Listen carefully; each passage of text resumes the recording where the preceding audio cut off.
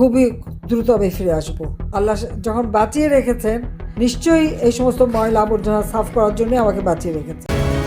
মৃত্যুদণ্ড নিশ্চিত জেনেও কি ডিসেম্বরেই বাংলাদেশে ফিরছেন শেখ হাসিনা, নাকি এটি আন্তর্জাতিক চাপ ও ফাঁসির দড়ি থেকে বাঁচার শেষ রাজনৈতিক চাল? পলাতক সাবেক প্রধানমন্ত্রীর এই আকস্মিক পদক্ষেপে এখন পুরো দেশ জুড়ে চরম তোলপাড়। 2024 সালে রক্তক্ষয়ী গণ অভ্যুত্থানে ক্ষমতাচ্যুত ও দেশ ছেড়ে পালিয়ে যাওয়া সাবেক প্রধানমন্ত্রী শেখ হাসিনা অবশেষে দেশে ফেরার বড় ঘোষণা দিয়েছেন।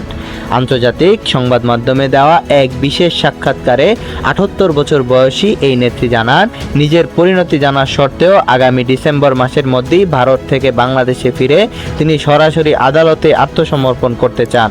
শুধু তাই নয়, দেশ ছেড়ে পালিয়ে যাওয়া আওয়ামী লীগের বিতর্কিত সাবেক মন্ত্রী ও শীর্ষ নেতাদের সঙ্গে নিয়ে একযোগে বাংলাদেশে ফেরার পরিকল্পনা করছেন তিনি।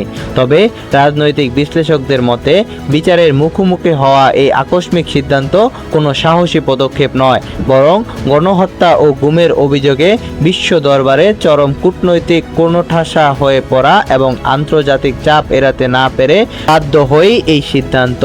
দেশে পা রাখলেই গ্রেপ্তার, কারাবাস কিংবা ফাঁসির রায় কার্যকরের এই তিনটি সম্ভাবনা জানা সত্ত্বেও শেখ হাসিনার এই আত্মসমর্পণকে অনেকে বিচারিক অনুকম্পা পাওয়ার শেষ রাজনৈতিক কৌশল হিসাবে দেখেছেন। জুলাই বিপ্লবের পর ভারতে নির্বাসনে থাকা শেখ হাসিনাকে দেশে ফিরিয়ে আনতে ঢাকা ও নয়াদিল্লির মধ্যে দীর্ঘ কূটনৈতিক দৌড়ঝাঁপ চলছিল।